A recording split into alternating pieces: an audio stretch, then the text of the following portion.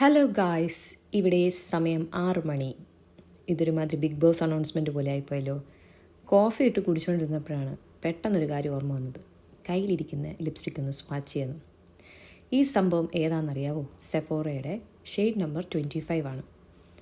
കഴിഞ്ഞ പ്രാവശ്യം എന്ന് പറഞ്ഞാൽ ഈ കഴിഞ്ഞ ഫെബ്രുവരി 6 എൻ്റെ ബർത്ത്ഡേ ആയിരുന്നു.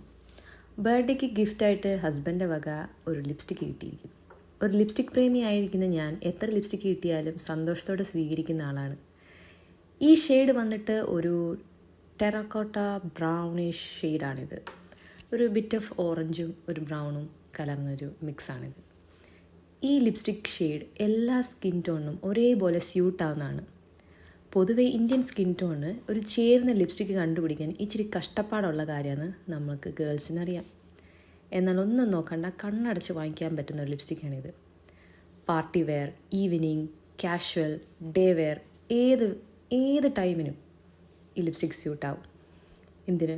എൻ്റെ ഈ ഫേസിൽ ഒരു മേക്കപ്പ് പോലും ഇല്ല. ഞാൻ വെറുതെ വീട്ടിൽ നിൽക്കുന്ന കോലത്തിലിരുന്നു. എന്നിട്ട് ഈ ലിപ്സ്റ്റിക് ഇട്ടപ്പോൾ തന്നെ എൻ്റെ ഫേസ് ഭയങ്കര ബ്രൈറ്റായിട്ട് തോന്നി. അപ്പോൾ എന്തുകൊണ്ടും ഈ ലിപ്സ്റ്റിക്ക് നിങ്ങളൊന്ന് വാങ്ങി ട്രൈ ചെയ്യണം. കാരണം ഇത് അടിപൊളി ഷെയ്ഡാണ്. ഞാൻ തന്നെ അതിശയിച്ചു പോയി.